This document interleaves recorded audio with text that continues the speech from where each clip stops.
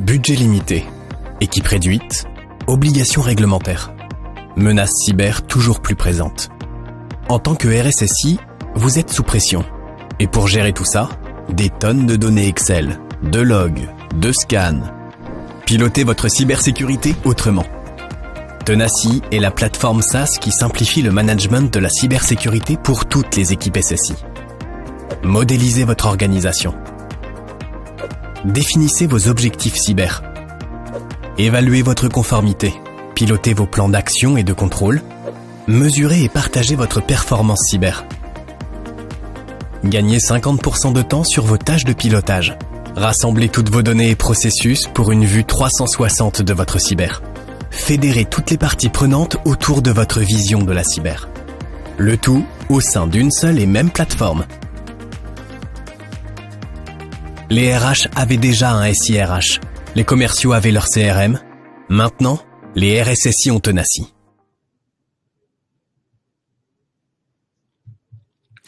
Bonjour à tous, bienvenue à cette nouvelle table ronde de Tenacity. Est-ce que, avant d'aller plus loin, vous pouvez me confirmer sur le chat que vous m'entendez bien, que vous nous voyez, que vous voyez notre écran?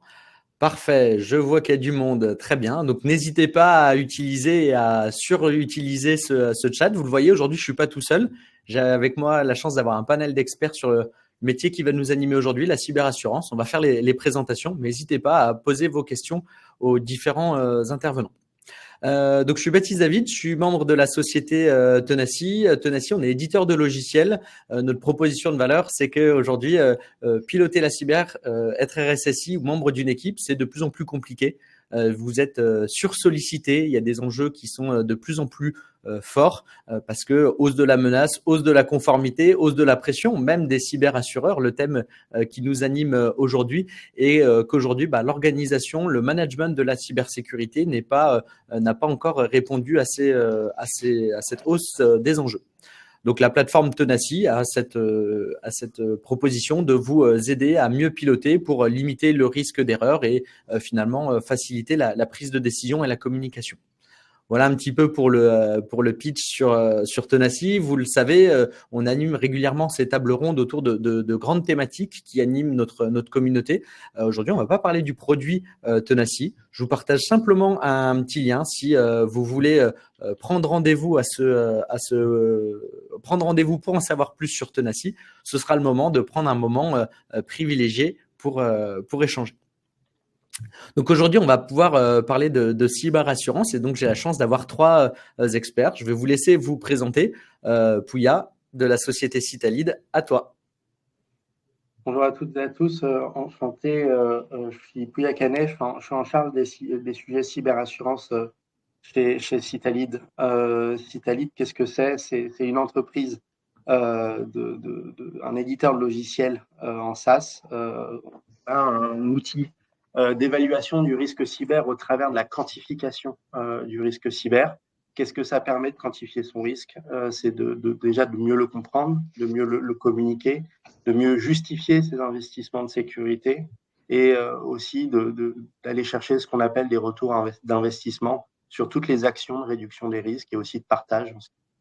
Et donc, ça comprend aussi la cyberassurance. Donc, Citalid, c'est tout ça, c'est accompagner les RSSI et plus globalement les entreprises de A à Z, de l'identification en passant par la réduction jusqu'au partage.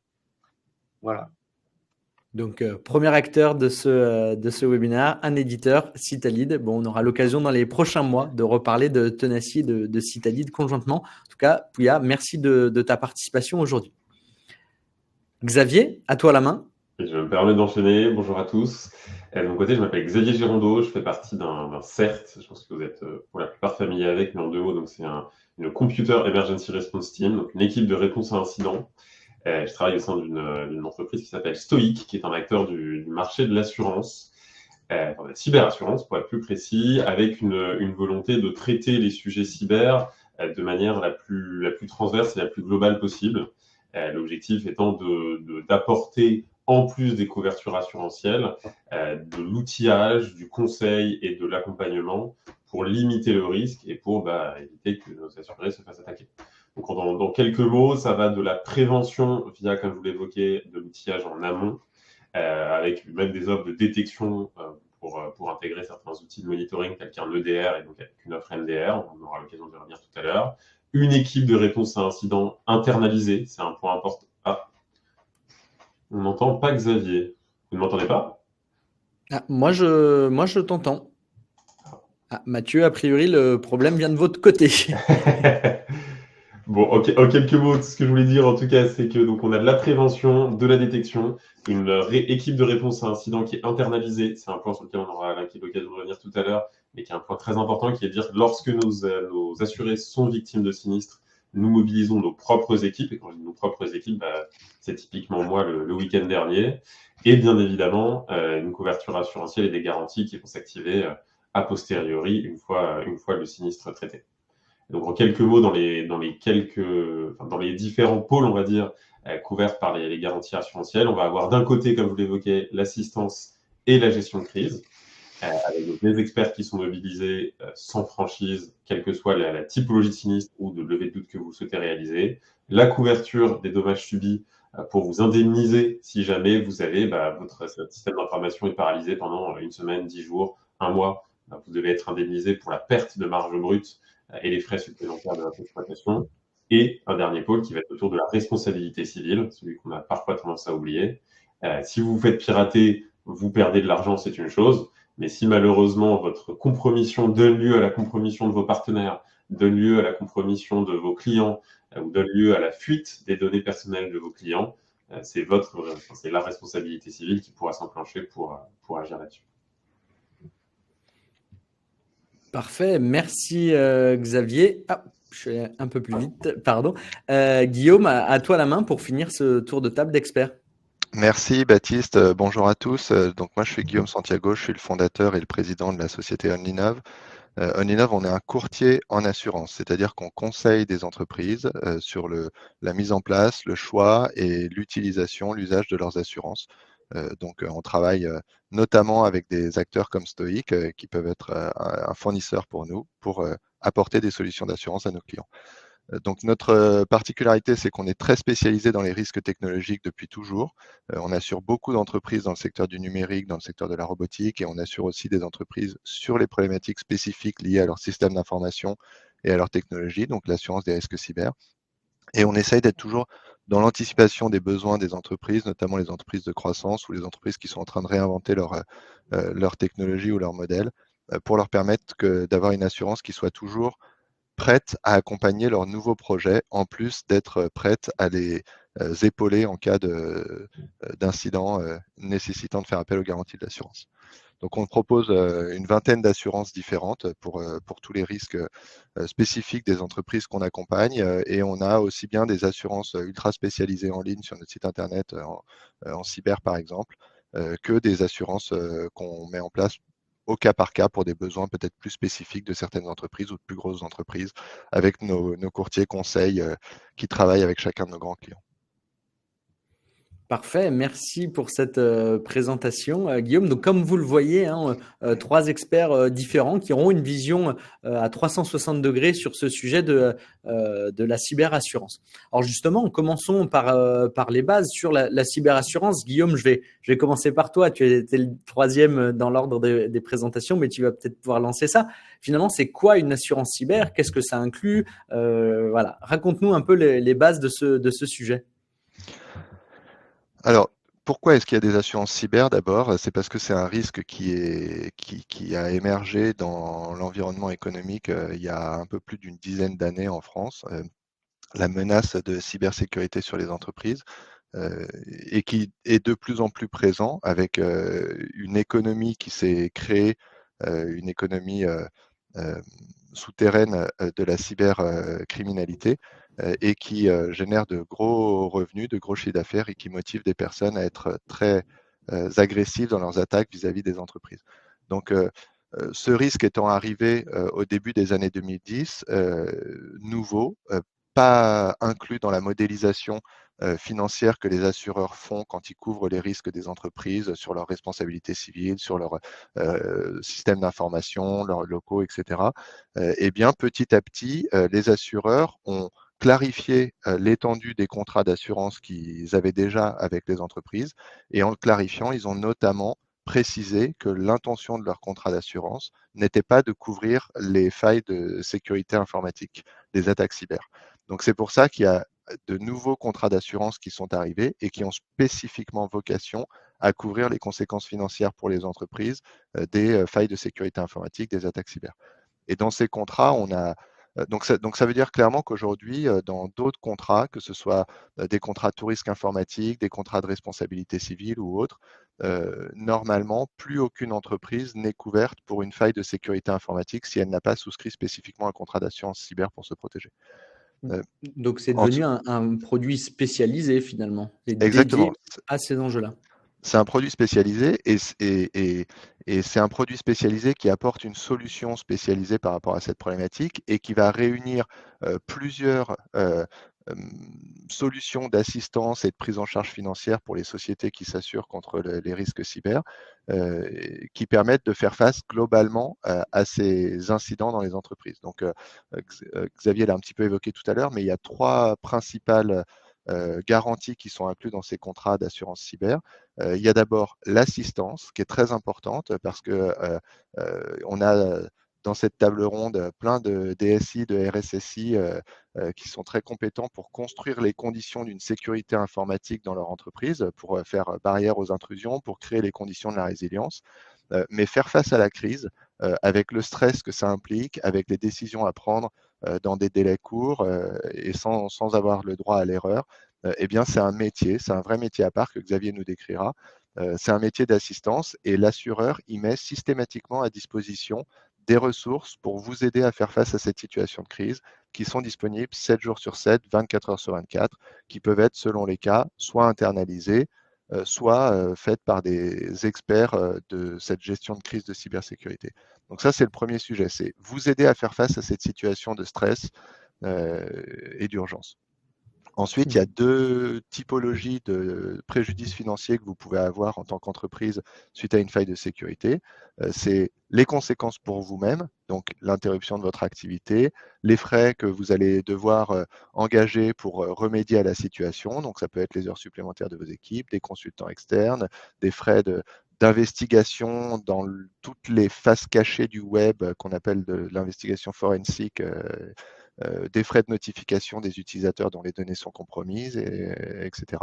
Donc ça, c'est les frais que vous allez engager et qui peuvent aller, dans le cas le plus fréquent d'attaque, qui est le ransomware, qui peuvent aller jusqu'à la prise en charge de la rançon si aucune autre solution n'a été possible pour remettre en vigueur votre système d'information.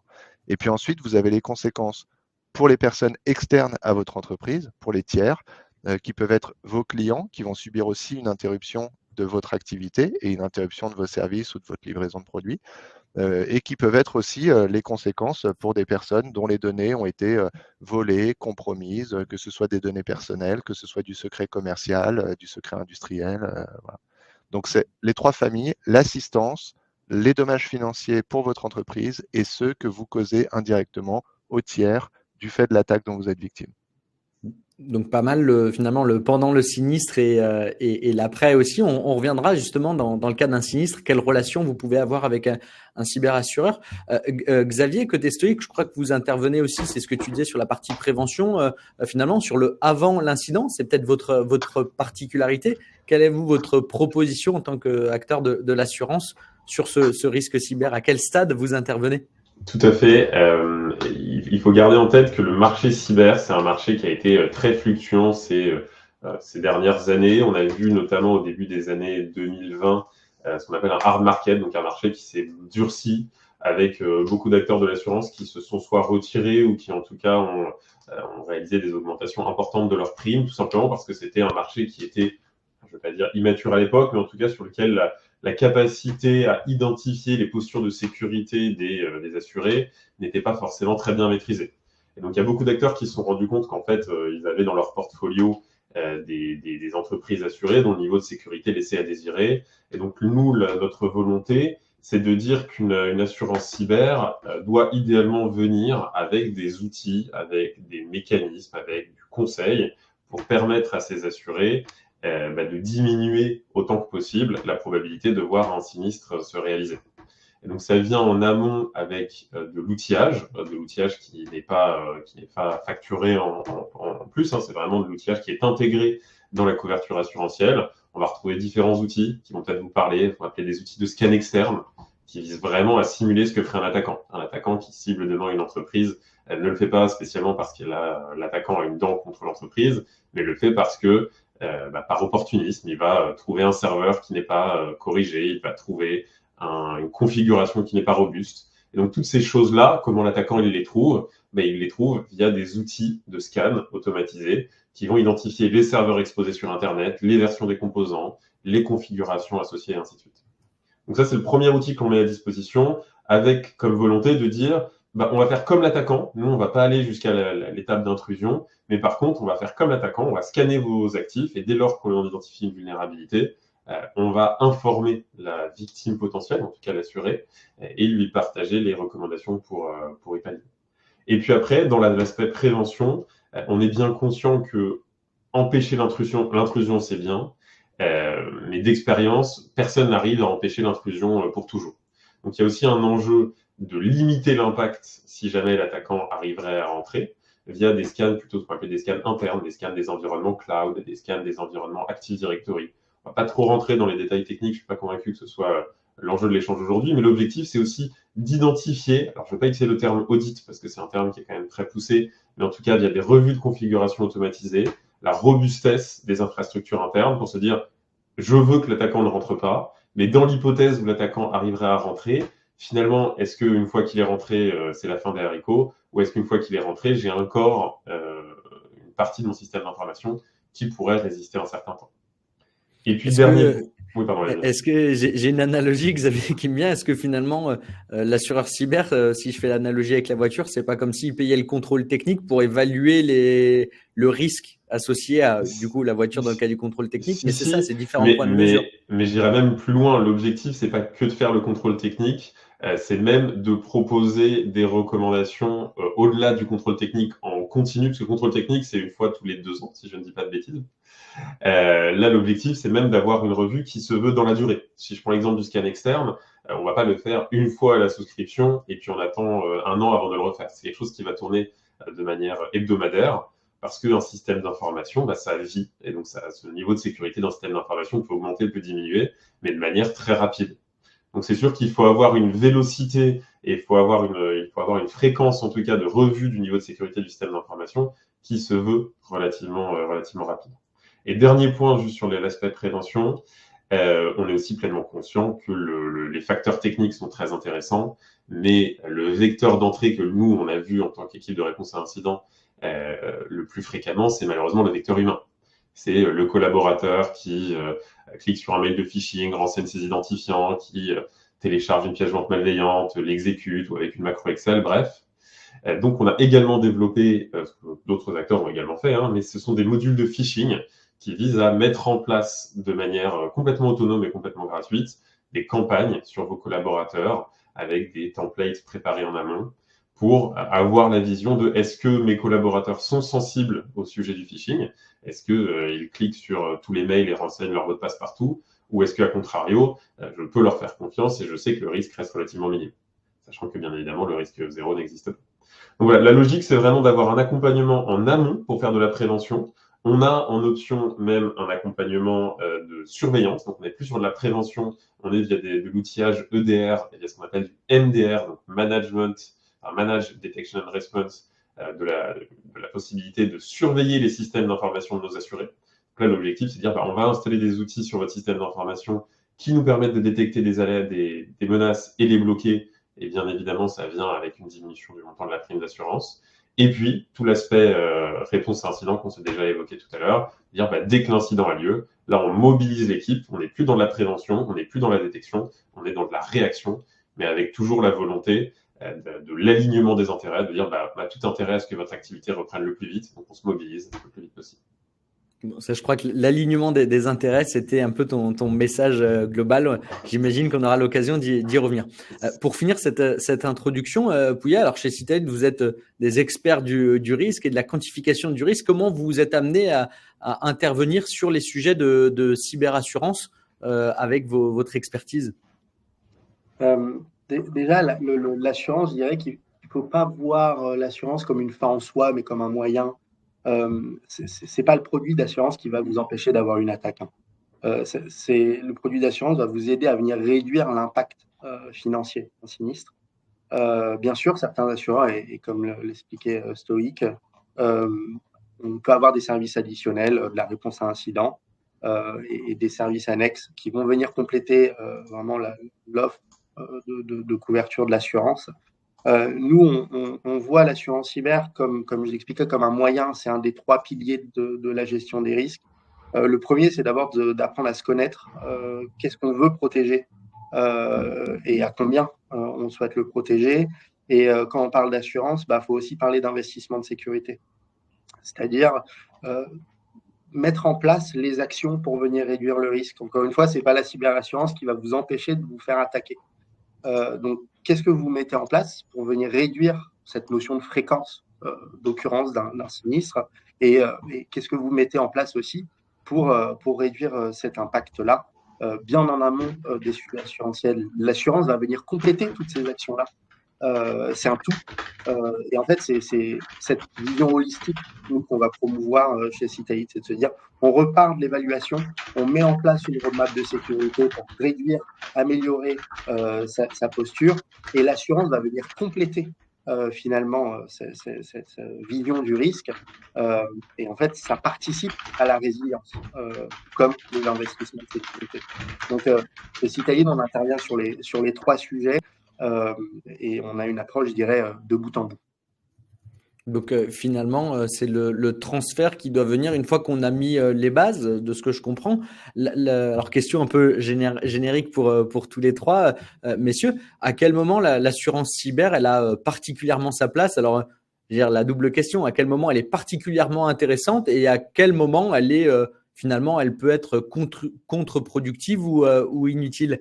Je lance la question à tous les 3 volontairement. Je me permets de commencer, je vais me lancer. C'est une question compliquée parce que ça dépend aussi de ce qui est packagé dans la couverture assurantielle. Je pense que le risque d'une couverture d'assurance cyber, c'est pas la couverture en tant que telle, c'est comment, et vous l'évoquez à juste titre, c'est comment elle est comprise et comment elle est intégrée dans la posture cyber plus globale de l'entreprise. Ce qu'il faut éviter, et le risque majeur que je vois moi avec une assurance cyber, c'est de se dire j'ai une assurance cyber, donc je n'ai plus de risque cyber, et donc je suis couvert quoi qu'il se passe. Ce qui serait bien évidemment une erreur. Une assurance cyber, c'est quelque chose qui va venir indemniser, quelque chose qui va venir accompagner pour certaines d'entre elles, notamment chez Stoic, en amont. Mais bien évidemment, ça ne veut pas dire qu'il faut lâcher le volant et se laisser porter.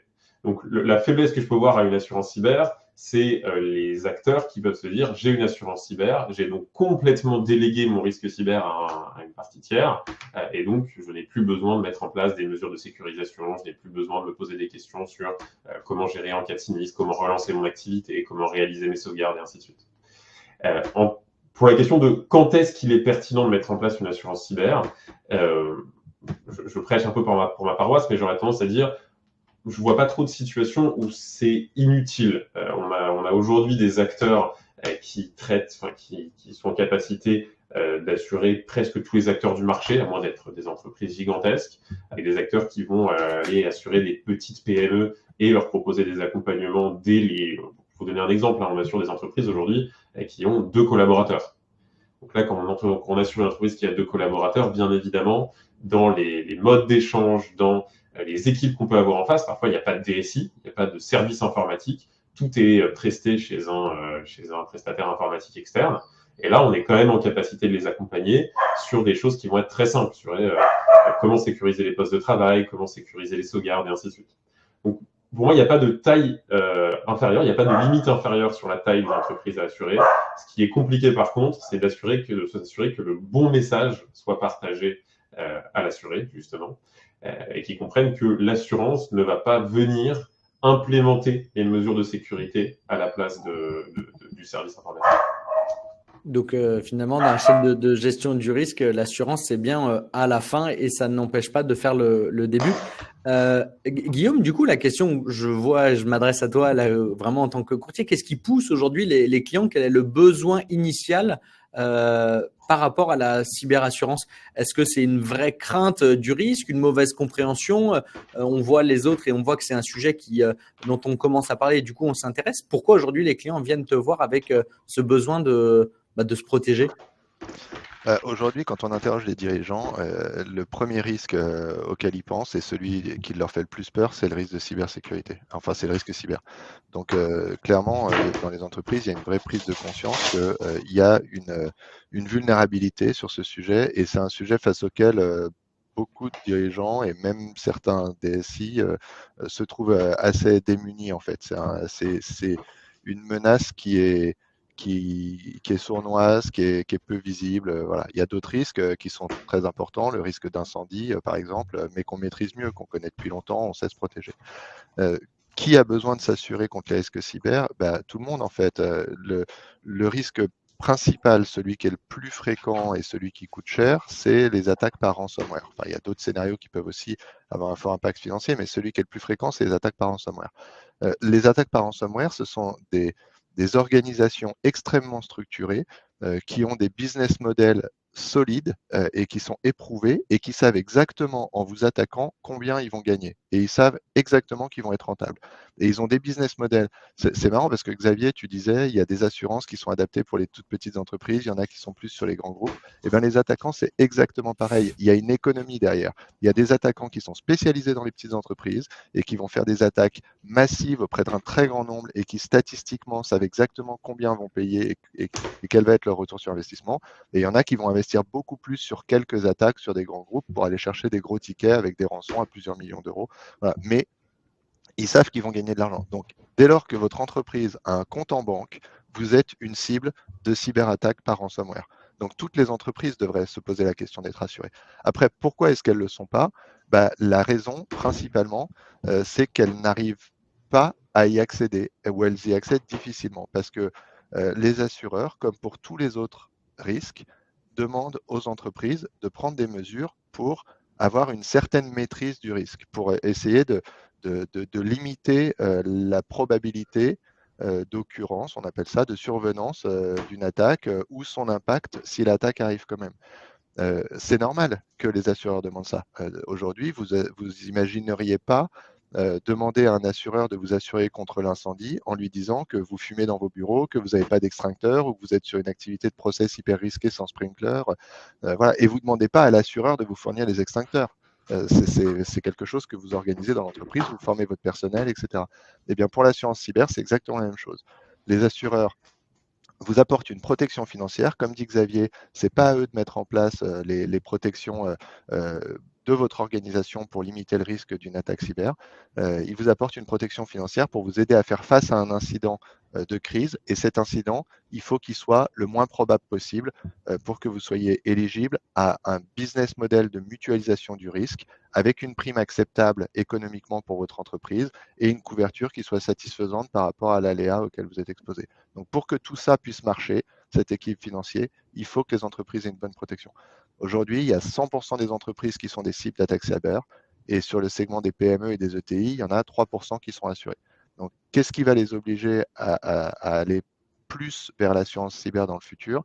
C'est tout simplement les relations contractuelles entre entreprises. Et aujourd'hui, si vous voulez travailler en B2B avec des ETI, avec des grands groupes, avec des sociétés structurées à l'international, eh bien, dans les engagements contractuels ou dans des réponses à appel d'offres, on va systématiquement et de plus en plus vous demander d'avoir une assurance cyber.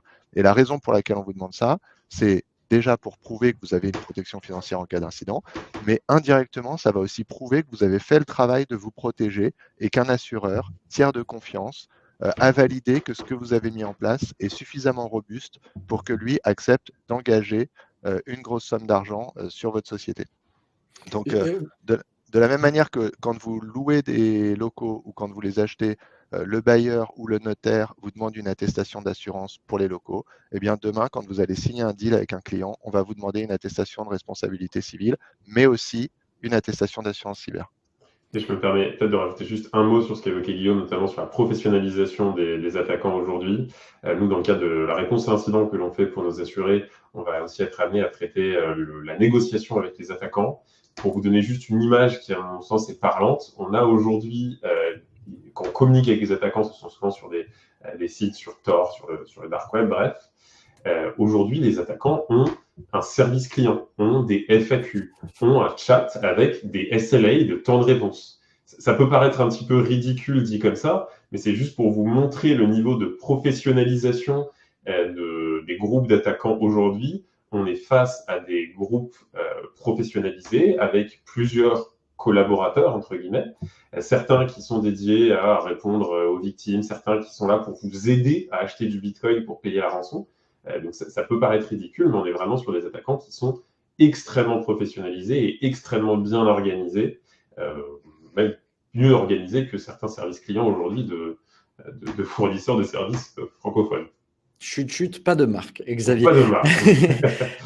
Vous parlez beaucoup du risque ransomware. Guillaume, tu as évoqué aussi le risque finalement que moi je qualifierais de risque business, de ne pas être assuré. Je crois qu'il y a même de plus en plus de certifications qui vont le demander. Pouya, c'est ce que tu vois, toi, de ton côté aujourd'hui, ce qui motive, pour ne pas dire contraint, les clients à aller vers l'assurance, c'est ces risques-là. Il y en a d'autres? Oui, en fait, effectivement, je rejoins ce qu'a dit Guillaume sur le fait qu'on voit de plus en plus apparaître dans les appels d'offres la nécessité de s'assurer cyber. Là où je pense qu'on peut faire le lien avec la question que tu posais, David, sur l'utilité de l'assurance cyber, je dirais de manière générale, oui, ça peut être utile à condition que les conditions contractuelles elles répondent aux besoins d'un assuré. Aujourd'hui, selon les scénarios de risque qu'on envisage, selon les conditions contractuelles, je prends des franchises ou des sous-limites de garantie, on va forcément avoir de la nuance à mettre dans l'efficacité de la police d'assurance. Je prends un exemple. Effectivement, on pourrait avoir un ransomware qui est très bien couvert par une police d'assurance. Si on prend un scénario de déni de service, par exemple, qui pourrait, à titre d'exemple, avoir un impact qui est un peu moindre que le ransomware. Le poids des sous-limites sur certains types de pertes qui seraient durables et les franchises va venir finalement limiter l'impact de la police d'assurance. Et ça, c'est clé parce qu'aujourd'hui, on a encore beaucoup d'entreprises qui se contentent de se dire que finalement, je suis cyberassuré, et je rejoins aussi les propos de Xavier. L'assurance, c'est pas une fin en soi, ça va ne pas vous empêcher de vous faire attaquer, et quelle posture on met aussi derrière pour être résilient tout le temps. Parce que l'assureur n'a pas spécialement intérêt à ce que vous subissiez un sinistre, mais vous non plus. Et l'assurance ne va pas vous indemniser à 100%. C'est-à-dire vous aurez forcément un risque résiduel à devoir finalement couvrir par vous-même. Donc, c'est vraiment cette posture-là, cette vision, encore une fois, holistique du risque, de se dire qu'on n'a pas intérêt à se faire attaquer d'un point de vue vraiment de la résilience de son entreprise, mais d'un point de vue de business, d'un point de vue d'image. Et ça, c'est des conséquences qu'on peut avoir sur une année, mais aussi sur du long terme. Et ça, c'est hyper important. Parce que perdre des parts de marché parce que vous avez subi une attaque, ou parce que vous n'arrivez pas à répondre à des appels d'offres parce que vous ne répondez pas à des exigences de sécurité, c'est une vraie contrainte business pour les entreprises, et notamment pour des entreprises, je dirais, un peu plus modestes, qui doivent répondre à des exigences pour le compte de grandes entreprises qui, elles, généralement, vont mettre en place des process achats qui vont nécessiter de se conformer aux exigences de ces grandes entreprises-là. Donc, c'est clé, et c'est de plus en plus récurrent. Donc finalement, un peu comme une certification ISO 27001. L'assurance cyber pourrait devenir un levier de business et une condition pour accéder à certains marchés. J'en profite, je prends une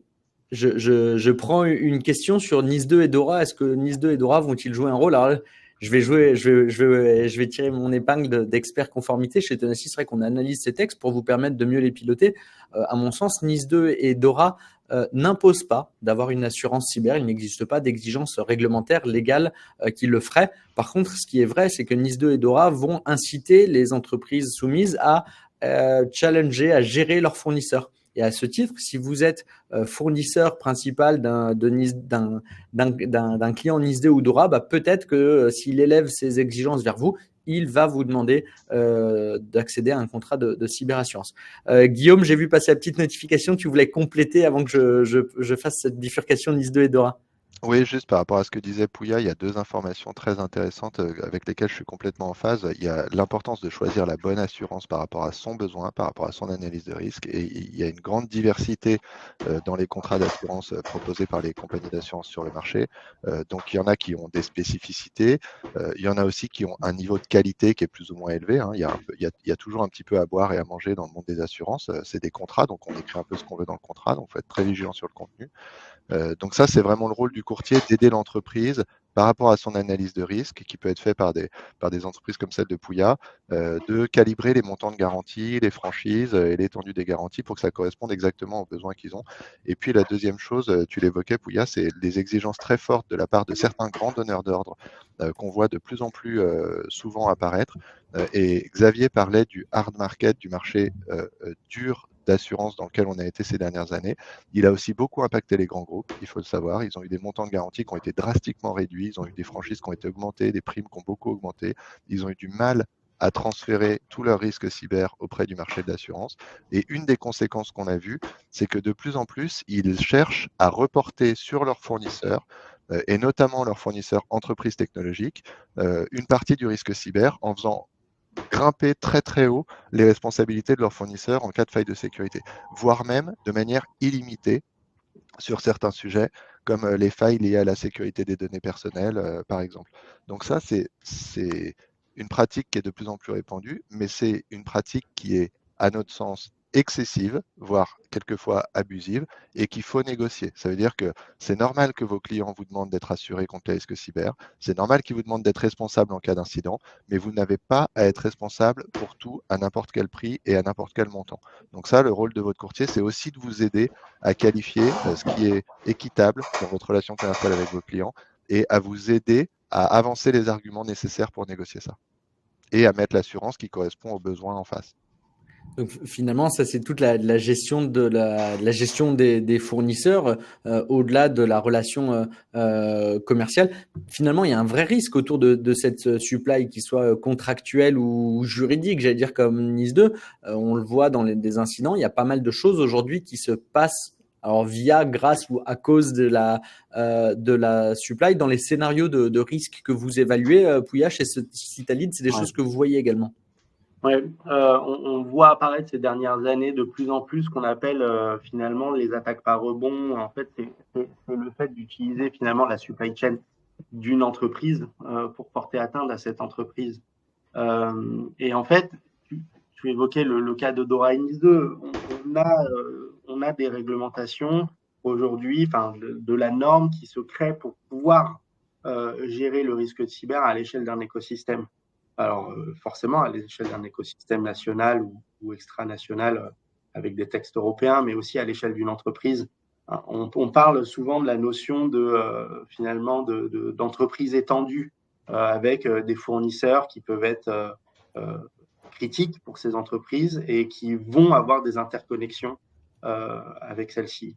Et donc, il y a une forte nécessité, alors maintenant qui est de l'ordre de la compliance, pour devoir se conformer à cette gestion proactive et cette gestion qui est très importante et vitale pour des grands groupes et des entreprises de taille moyenne de pouvoir gérer cette supply chain. Donc l'assurance va venir les aider, mais votre assureur ne va pas spécialement vous indemniser parce que votre supplier finalement a une indisponibilité. Donc vous allez peut-être subir des impacts économiques du fait de cette indisponibilité-là, et ce n'est pas spécialement votre police d'assurance qui va vous indemniser pour cette indisponibilité.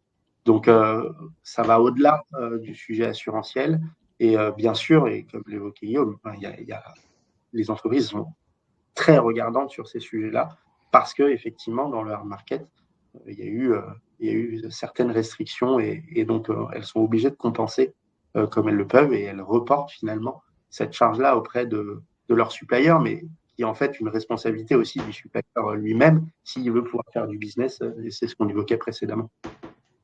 Je me permets de rajouter juste un point au-delà de la supply chain. Nous, on a vu beaucoup parfois de DSI, alors plutôt dans des petites structures, qui ont, à mon sens, qui font une erreur sur l'appréciation, notamment des services SaaS, et qui nous disent c'est très simple, on n'a pas besoin de faire de sauvegarde, on n'a pas besoin de mettre en place des mesures de sécurisation parce qu'on fait appel à un prestataire tiers, parce qu'on fait appel à un service SaaS. Ce qui, certes, quand vous faites appel à un service en SaaS, vous déléguez la gestion d'une partie de votre système d'information au prestataire dans le cadre du service que vous payez, mais ça ne signifie pas nécessairement que le risque n'existe plus. C'est une délégation de risque. Et donc, il y a aussi des enjeux parfois qui, à mon sens, sont sous-évalués et peut-être sous-traités, de dire demander à un prestataire de faire un service pour vous, c'est aussi prendre le risque que si le prestataire se fait compromettre, que votre service soit complètement mis à l'arrêt. Donc il y a des enjeux au-delà d'un potentiel rebond qui viserait votre entreprise par un prestataire. C'est ce qu'évoquait il y a quelques instants aussi, de dire si le prestataire se fait attaquer, pas spécialement pour vous embêter, mais juste parce qu'il s'est fait attaquer, quel est l'impact potentiel et là, je reviens juste à ce que Pouya disait, est-ce que votre couverture assurantielle va couvrir la perte d'exploitation liée à l'indisponibilité de votre prestataire? Et ça, c'est dépendant des couvertures d'assurance et de ce qui est défini comme étant votre système d'information. Est-ce que votre système d'information, c'est ce que vous avez chez vous, ou est-ce que c'est votre système d'information, c'est tout ce qui est finalement administré et managé pour le bon fonctionnement de votre entreprise? Et je vois aussi qu'on a pas mal de questions dans le chat. Exactement, il y a pas mal de questions. Alors, je vais en profiter pour du coup lancer la deuxième partie de cette table ronde sur le rôle du RSSI. Alors, pourquoi ici je vais parler du rôle du RSSI par rapport aux questions? Il y a beaucoup de questions, selon moi, qui viennent sur la souscription. Comment choisir son contrat d'assurance? Et le lien avec le RSSI, c'est qu'on a préparé cette table ronde et vous m'avez tous les dit à cette question, le RSSI devrait intervenir assez tôt dans le cycle de gestion du contrat d'assurance et pas simplement qu'en cas de sinistre comme on l'évoquait. Donc finalement, c'est un peu ça la question. Nous ouvrons la partie souscription de son contrat d'assurance cyber. Qui doit s'en occuper? Le RSSI, mais qui sont les autres acteurs? Comment ça se passe? Guillaume nous a parlé tout à l'heure un peu des engagements de cyber associés à ces éléments. Allez, du coup, Guillaume, c'est peut-être aussi ton terrain en tant que courtier. Comment ça se passe, la souscription et le choix du bon assureur? Alors, c'est vrai, Baptiste, on voit rarement des RSSI qui sont acheteurs de contrats d'assurance cyber dans les entreprises. Les assurances, elles sont souvent gérées par le directeur financier, plus rarement par le directeur juridique ou par la direction des achats, par exemple. Mais le RSSI, il n'a pas forcément dans ses autorités, dans son budget, une ligne pour souscrire un contrat d'assurance pour ce risque cyber, qui est pourtant un risque qui est dans son périmètre de responsabilité. Est-ce qu'il faut pour autant que le RSSI devienne l'acheteur des contrats d'assurance? Pas sûr, parce qu'un contrat d'assurance, ça reste un produit financier, ça reste un produit de protection de bilan, donc être dans le périmètre du DAF, il y a une certaine logique. Par contre, il faut vraiment qu'il y ait un travail collaboratif entre le DAF et le RSSI pour mettre en place l'assurance cyber. Et je fais souvent des parallèles avec l'incendie, mais de la même manière que quand on a une assurance à incendie, le responsable de la sécurité des bâtiments va participer aux audits avec l'assureur, va montrer ce qu'il a mis en place, suivre les recommandations, etc. Et on voit beaucoup trop souvent des RSSI qui ne sont pas au courant de ce qui a été mis en place en assurance cyber ou qui n'ont pas été impliqués dans la mise en place. Comment est-ce qu'un DAF peut répondre à des questionnaires assez pointus sur les mesures de sécurité informatique mises en place dans l'entreprise sans solliciter son RSSI? C'est pas possible. Et pourtant, on le voit régulièrement. Donc, un des conseils que je donne moi souvent au RSSI, c'est d'être proactif, d'aller se renseigner auprès des personnes qui gèrent les assurances dans l'entreprise pour demander est-ce qu'une assurance cyber existe, oui ou non? Sinon, est-ce qu'on peut y réfléchir? Si oui, comment a-t-elle été mise en place? Quelles sont les informations qu'on a données? Est-ce que vous pouvez me donner la copie des questionnaires? Voilà, pour bien vérifier qu'il y a un alignement entre ce qui existe dans l'entreprise et ce qui a été demandé par l'assureur. Et qu'il y a un travail collaboratif qui soit mis en place parce que l'objectif commun, Xavier le disait, Pouya le disait, l'objectif commun, c'est de protéger l'entreprise. On souhaite tous éviter qu'un incident survienne. On l'anticipe, on le prépare, on est là pour ça, mais on souhaite tous l'éviter. Et ce travail, il peut se faire quand l'assureur et le RSSI travaillent main dans la main sur cette protection. C'est vrai que je parle beaucoup de RSSI. Pour ceux qui connaissent Tenacity, vous savez qu'on adresse ce persona. Xavier, toi, tu précisais en introduction, vous vous adressez aussi, il est possible d'avoir un contrat de cyberassurance même sans avoir de RSSI, gouvernance à full time ou ce genre de choses. Le contrat d'assurance, c'est aussi pour les plus petites organisations. Et on peut quand même tirer valeur de son contrat dans ce cas-là. Complètement. Sur des plus petites structures, on va rarement avoir de RSSI et je vais même aller plus loin. On va même parfois ne pas avoir de DSI, pas avoir de service informatique du tout.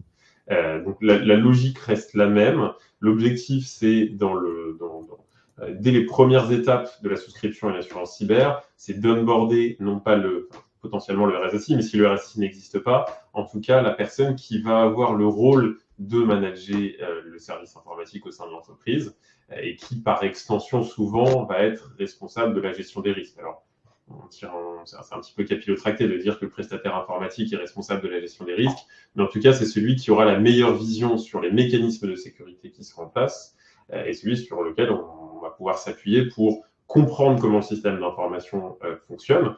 Guillaume l'évoquait à juste titre, mais pour pouvoir proposer une assurance cyber, il faut bien évidemment pouvoir comprendre comment le système d'information s'articule, quels sont les risques qui pèsent sur le métier. Donc c'est pour ça qu'on évoquait il y a quelques instants la présence du DAF qui est bien évidemment nécessaire, mais également comment des mesures techniques et des mesures d'infrastructure et de sécurisation ont été mises en place pour répondre aux besoins métiers. Et donc c'est bien cette étape, nous, ce qu'on appelle la qualification, qu'on vise à faire. Alors nous, on essaye d'éviter les questionnaires trop complexes parce qu'on sait que c'est souvent peu apprécié, on va dire, par les prospects. On essaye de faire des échanges plutôt téléphoniques pour comprendre le système d'information, qualifier au mieux le besoin, et puis par extension, souvent ces échanges ils permettent aussi de mettre le doigt sur des faiblesses informatiques qui, au-delà de tout sujet assurantiel, sont intéressantes à traiter. Je prends un exemple très simple et qui, pour moi, est le plus important, c'est le sujet des sauvegardes. Le sujet des sauvegardes, c'est celui qui est, à mon sens, le plus critique dans 100% des systèmes d'information, parce que c'est le dernier bastion. Si vous avez des sauvegardes qui ne sont pas ou peu robustes, demain, un attaquant arrive sur votre système d'information, chiffre votre système d'information, supprime vos sauvegardes, vous n'avez aucune alternative au fait de payer la rançon. Et ça, aujourd'hui, c'est un sujet sur lequel on se rend compte que beaucoup de DSI, alors moins sur des grandes structures, mais plutôt sur des petites structures et des structures de taille moyenne, sont assez peu matures et vont dire oui, on a des sauvegardes sécurisées. Et puis finalement, quand on creuse à l'oral, parce que sur un questionnaire, il va falloir s'appuyer sur les déclarations d'assurés. Lorsqu'on creuse à l'oral, on se rend compte que les sauvegardes sécurisées, ce sont des sauvegardes qui sont sur un NAS Synology qui est tout le temps connecté au réseau. Donc voilà, donc l'enjeu de la qualification, il est important et il peut se faire même avec des acteurs qui n'ont pas d'équipe informatique ou d'équipe de sécurité dédiée au sein des effectifs. Si je résume, cette phase de souscription, elle va donc commencer par le fait, et c'est un peu ce qu'on a dit en introduction, à comprendre qu'est-ce qu'on cherche à assurer, à quantifier ce risque-là. Pouya, bon, c'est votre spécialité chez Citalead de faire ça. Au-delà du déroulement d'une analyse de risque telle que vous pourriez le protéger, c'est Citalead. On nous parle aussi de questionnaires. Comment ça se passe, cette évaluation, quantification? J'ai bien compris que Xavier voulait pas parler d'audit, mais comment on comprend le risque dans cette phase de souscription? Il y a je dirais que la phase de souscription, elle devient de plus en plus protéiforme. C'est selon les assureurs. Certains assureurs vont effectivement, comme l'évoquait Xavier, mettre en place des outils de scan externe, des questionnaires, des phases qu'on appelle de roadshow, où ça va être des sortes d'auditions des assurés pour mieux comprendre les questionnaires de sécurité. On va avoir des questionnaires de sécurité d'assureurs ou de certains courtiers qui vont réussir à imposer ces questionnaires aux assureurs avec 100 questions. Parfois, c'est 350, 400 questions pour des entreprises de taille plus grande. Et on a des assureurs qui vont réussir à réduire leur questionnaire à une dizaine de questions seulement. Donc, effectivement, et Xavier a raison, on ne va pas pouvoir parler d'audit de sécurité sur la simple base d'un questionnaire. En revanche, ce qu'on observe, c'est que de plus en plus, les assureurs vont utiliser des référentiels de sécurité qui servent de base pour des audits. Alors nous, c'est ce qu'on exploite. On est capable d'exploiter aussi bien les questionnaires des assureurs, des courtiers, mais aussi les questionnaires utilisés dans le cadre d'audits de sécurité. On est capable de tout agréger. Mais bon, plus globalement, Aujourd'hui, effectivement, si on va se servir d'un référentiel de sécurité type un ISO, un CIS ou un NIST, et que ce référentiel-là est finalement prémâché par l'assureur dans le cadre de sa souscription, ça va faciliter la tâche des entreprises qui ont déjà utilisé ces référentiels-là. Donc, on va se baser sur un audit préexistant dans la phase de souscription. Mais aujourd'hui, considérer que la phase de souscription vient remplacer un audit, effectivement, non, on n'en est pas là aujourd'hui. Mais c'est forcément complémentaire parce que peut-être que l'assureur va poser des questions que l'assuré ne s'est pas posées jusqu'à maintenant. C'est possible. Je dirais que c'est forcément complémentaire. Je rajouterais aussi que, juste pour rebondir sur ce que disait Guillaume, la phase de souscription, sans inclure un RSSI, potentiellement l'entreprise va droit dans le mur parce qu'elle n'est pas capable de traduire opérationnellement le sens de la police d'assurance. Et ça, le RSSI va participer à cette traduction-là, de rendre opérationnel ce qu'on a essayé d'expliquer d'un point de vue contractuel, d'un point de vue verbeux. Et en fait, il y a un couple qui doit se créer dans l'entreprise. Et c'est vraiment, je dirais, une histoire d'amour qui doit se créer entre plusieurs personnages, celui du RSSI qui est vraiment la clé de voûte de la gestion du risque cyber au sein d'une entreprise, et les autres directions en charge de la police d'assurance. Et c'est cette rencontre-là qui va rendre efficace la phase de souscription. Donc, et le préalable qui est l'évaluation du risque et apprendre à se connaître. Si un risk manager ou une direction financière part dans un processus de souscription sans vraiment connaître son risque, c'est le meilleur moyen de souscrire un produit qui ne répond pas à son besoin. En incluant le RSSI, forcément, on va accroître les chances justement de véracité et d'efficacité de la police d'assurance par rapport à son besoin. Donc, l'évaluation des risques, c'est le socle. Donc, ça peut inclure cette notion d'audit bien en amont de la phase de souscription. Je vois passer pas mal de questions. Alors, Marilyn nous raconte une anecdote dans le cas d'un marché public. Je vois qu'il y a des questions sur comment choisir son assureur dans tel ou tel cas. Guillaume, ça, c'est le rôle du courtier, de trouver le bon assureur pour le bon client. Il n'y a pas un assureur qui marchera pour tout le temps, tout le monde. À chacun son assureur en fonction de qui on est. Et ça, c'est le rôle du courtier de conseiller finalement le client sur son choix. Pouya nous racontait l'importance de bien choisir au début. Oui, tout à fait. Alors d'abord, il faut savoir que dans le monde de l'assurance, le fait de faire appel à un courtier ou éventuellement à un agent, mais dans les deux cas un intermédiaire, pour les entreprises, c'est pas facultatif. Ça veut dire que dans tous les modèles, vous avez à un moment donné un intermédiaire qui est une société de conseil qui vous accompagne dans la conception de vos contrats d'assurance. Le choix de l'assureur, il répond à de nombreux critères. Il répond, Pouya l'évoquait tout à l'heure, à un critère d'adéquation des garanties par rapport à l'analyse de risque de l'entreprise et par rapport à son besoin. Mais il y a aussi les critères des assureurs. Les assureurs peuvent avoir des appétits plus ou moins marqués selon les secteurs d'activité, selon les industries ou selon la taille de l'entreprise. Donc le rôle du courtier, c'est notamment de connaître les appétits, les garanties, les spécificités des assureurs et de commencer son travail par une analyse de spécificité du risque de l'entreprise pour laquelle on travaille et ensuite de l'orienter vers les assureurs les plus pertinents et d'organiser une consultation qui permette de mettre en concurrence quelques assureurs pour être sûr d'avoir la proposition la mieux adaptée et aussi un bon rapport qualité-prix. Donc ça, c'est le rôle de base du courtier, on va dire. Dans le cadre du diagnostic, parce que ce n'est pas un audit, je suis d'accord, dans le cadre du diagnostic initial à la mise en place d'un contrat d'assurance cyber, le rôle du courtier, ça va aussi être d'aider l'entreprise à répondre de manière pertinente à ces fameux questionnaires qui ne sont pas faciles. Ces questionnaires, c'est souvent des questions qui sont assez précises. Alors, j'ai jamais vu de questionnaire de 300 questions, Pouya, ça existe sûrement, mais je les ai pas eu entre les mains. C'est quand même souvent un peu moins que ça. Mais c'est des questions qui sont assez précises auxquelles on vous demande de répondre par oui ou par non. Est-ce que vous avez mis en place une MFA sur 100% de vos connexions? Oui, non. Jamais sur 100% en fait. Vous avez toujours un petit logiciel sans importance, SaaS, qui traîne sur lequel vous n'avez pas de MFA.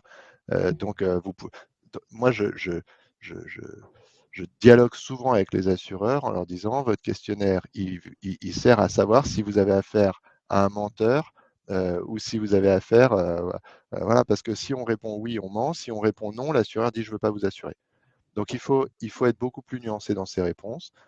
Ça se fait par écrit dans les réponses au questionnaire, ça se fait par un rendez-vous de travail avec son courtier pour compléter le questionnaire. Et comme le dit Xavier, ça se fait éventuellement par un rendez-vous avec l'assureur qui a été présélectionné pour pouvoir aller encore plus loin dans la compréhension des protections qui sont mises en place et dans l'adéquation avec les critères de sélection de l'assureur. Parce que l'assureur, son métier, c'est de sélectionner des clients.